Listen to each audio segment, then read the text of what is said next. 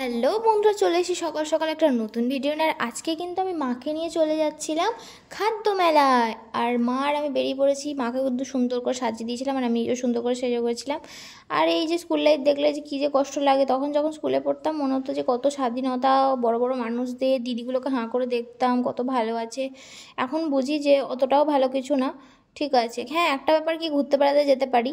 তো এখন চলে গেছি খাদ্য মেলায়। আর তারপরে দিদিভাই এখানে হালাল চিকেন থেকে এই একটা চিকেনের কি আইটেম নিয়ে এসেছিলো। তো এটা খেতে অনেক বেশি ভালো ছিল, মানে খুবই ভালো লেগেছে আমার। বেশি দামও ছিল না, 40 টাকা করে ছিল এক একটা। তো দুটো ফার্স্টে নিয়েছিলাম, তারপর ভালো লাগার কারণে আরেকটা নিই। আর আমরা যেখানে ডুবেছি সেটা হচ্ছে এই জায়গাটায়, কারণ মোমোগুলো দূর থেকে দেখে মনে হচ্ছিলো খুবই বেশি ডিলিশিয়াস হবে। আর যেহেতু লেখা ছিল দার্জিলিং মোমো, আমি ভেবেছি হয়তো খুব দারুণ বানাবে। তো সেই জন্য এখান থেকে ভুল করে আগেরটা যেহেতু ভালো পেয়েছি সেই জন্য 3টে অর্ডার দিয়ে দিয়েছিলাম। কিন্তু মানে সিদ্ধ একেবারেই হয়নি আর খেতে খুবই বাজে ছিল। আর 60 টাকা করে নিয়েছিল। আর সেই ক্ষেত্রে মানে মোমোর কোয়ালিটি খুবই খারাপ। তার থেকে আমাদের মেমারি 30 টাকা মোমো অনেক ভালো। দিদিভাই এখানে নিজেকে দেখাবে না, কারণ ওর মনে হচ্ছিলো ওকে নাকি দেখতে ভালো লাগছিল না।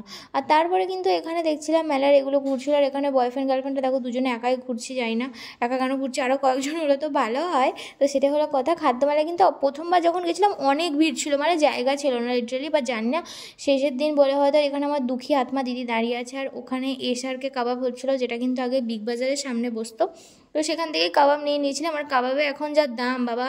তারপরে এখানে দেখি মা হঠাৎ করে নিজে একা একা চলে যায় হরিচাঁদ আচারের কাছে। আজকেই খাদ্যমেলা শেষ, আজকে সানডে। তো সেখানে গিয়ে মা একটুখানি কুলের আচার নিয়েছিল। তো যাই হোক, আর তারপরে আমরা স্টেশন চলে যাই। আর সে হাতে ছিল আমার কুলের আচার আর ছিল সাবুর পাঁপড়। আর আমরা সবাই অনেক বেশি টায়ার্ডও হয়ে গেছিলাম, কারণ দিদিভাইয়ের এক্সাম ছিল ওই দিনে, সেই জন্য দিদিভাই বর্ধমান থেকে গেছিলো। আর আমরা ওখানে যাওয়ার পর ওর সাথে দেখা করে নিই। আর তারপরে ওখানে একটা কোল্ড ড্রিঙ্কস কিনে যাচ্ছে।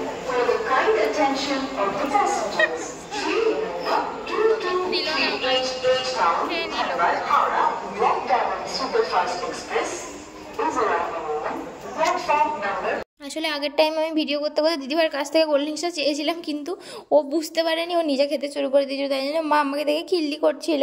আর এখানে দাঁড়িয়ে দাঁড়িয়ে আমি, মা, দিদিভাই লিমকা খাচ্ছিলাম। আর তারপরে আস্তে আস্তে দেখি স্টেশন পুরাই ফাঁকা হয়ে গেল। আর তখনও ট্রেনের গন্ডগোলটা কিন্তু শুরু হয়নি যেদিন আমরা গেছিলাম। আর দেখতে পাচ্ছ পুরাই ফাঁকা। এখানে দেখতে পাচ্ছ শুয়ে আছে আমার বন্ধু। দিয়ে পরের দিনে বাড়ি চলে আসে, মানে সেদিনই বাড়ি চলে আসি। দিয়ে সকালবেলা এই মেনুগুলো হয়েছিল, সেটা হচ্ছে শাক হয়েছিল, ডাল হয়েছিল, আর এখানে মা করে রেখেছিল সালাড। আর তার সাথে মা ফুলকপির তরকারি করেছিল, যেটা মা করেছিল রাতের জন্য, সেটা দেখানো হয়নি এখানে। আর চিকেনটা কিন্তু আজকে দিয়ে দিয়েছিল মৌবনি, কারণ আমি মৌবনিকে ভাইফোঁটার সময় বলেছিলাম আমার চকলেট খেতে ভালো লাগে না, আমাকে চিকেন দিবি। মৌবনি বাড়ি থেকে আনা খাবার। আর আমাদের এখানে ছিল মৌবনি চিকেনটা এনেছিল আমাদের বাড়ি থেকে। মা দিয়েছিল শাক, কুলের আচার দিয়েছিল, ডাল দিয়েছিল, সালাড দিয়েছিল, ফুলকপির তরকারি ছিল। তাই জন্য মা, আমি বলছিলাম আইবুড়ো ভাত পর্ব 17, এবার 10 নম্বর আসবে, 17-র পরে 10। ওই দিনই চলে গেছিলাম আমার কিছু বন্ধুর সাথে দেখা করতে। তো সেখান থেকে আমি যাওয়ার পরে জানতে পারি 6টা 40, 7টা 55, ইনফ্যাক্ট কোনো ট্রেনই নেই বাড়ি ফেরার সন্ধেবেলায়। তো যে কারণে আমি তাড়াহুড়ো করে মাসিমণির বাড়ি চলে গেছিলাম। সেই রাতটা আমি মাসিমণির বাড়িতে কাটিয়ে, আর পরের দিনে মাসিমণির আসার কথা ছিল। একবারে মাসিমণিকে নিয়ে আমি বর্ধমান থেকে, মানে ওখান থেকে মাসিমণির বাড়ি থেকে রওনা হয়ে যাই। আর তারপর আমি কর্ড লাইনের ট্রেনে উঠে বসে থাকি, যেটা কিন্তু 8টা 10-এ টাইম ছিল, যদিও সেটা ছাড়ে না। মাসিমণির আমি প্রচুর গল্প করছিলাম। আর এরপরে ট্রেন ছিল 8টা 22-এ, যেটাও কিন্তু ক্যান্সেল ছিল। তারপর ছিল 8টা 46, যে কারণে আবার আমাদেরকে কট লাইনের ট্রেনটা তো ছাড়িয়ে নাও পর্যন্ত, সেজন্য 8টা 46 ট্রেন ধরে আসতে হয়। তো ফাইনালি রসুলপুরে নেমেও গেছি। আর আমাদের শান্তি ভবনে চলে এসেছি, মনে হচ্ছে নিজের বাড়িতে। যতই হোক বহু বছর পরে আমি চলে গেছিলাম মাসিমণির বাড়ি। জার্নির পরে আমি ফাইনালি বাড়ি চলে এসেছি। আর একটা ব্যাপার হচ্ছে যে বাড়ি তো আমি চলে এসেছি, কিন্তু যেহেতু আমাকে সকালবেলা 7টার সময় উঠতে হয়েছে, তখন আমার খুবই বেশি ঘুম পাচ্ছে। আর এই যে আমার পাপের ফল বেরিয়েছে এখানে, কী যে একটা বাজে জায়গায় বেরিয়েছে। যাই হোক, তিলের মতো কেমন একটা লাগছে জানি। তো আমি খুবই টায়ার্ড। আর শীতটাও হঠাৎ করে 15 তারিখ থেকে পড়ে গেছে, কী করে পড়ে গেলো জানি না, ভগবান জানে, কিন্তু পড়ে গেছে। তো সেটাই হলো কথা। এখন দেখি সোয়েটার ফোয়েটারগুলো বার করতে হবে। আর এখন সোয়েটার পারলে কিনলেও ভালো হতো।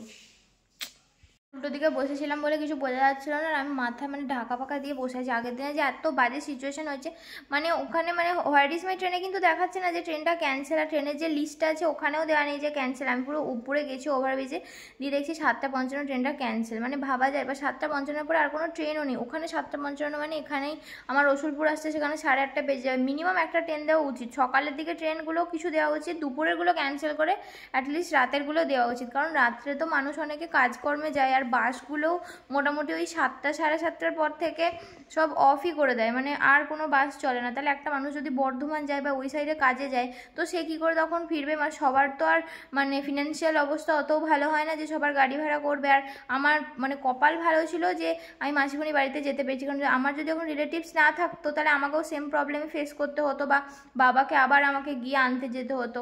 মানে এগুলো একটু টু মাছ। এগুলো আমার মনে হয় যে মাঝরাতেও করা উচিত, যে টাইম থেকে ট্রেন বন্ধ করে দেয়। আমি শুনেছি 9:50 সামথিং থেকে ট্রেন মোটামুটি লাস্ট লোকালগুলো থাকে না, সেই টাইমের কাজগুলো করে নিতে পারে যাতে সকালের দিকে অতটা বেশি প্রবলেম না হয়, কারণ তখন তো ট্রেনটাও কম যায়।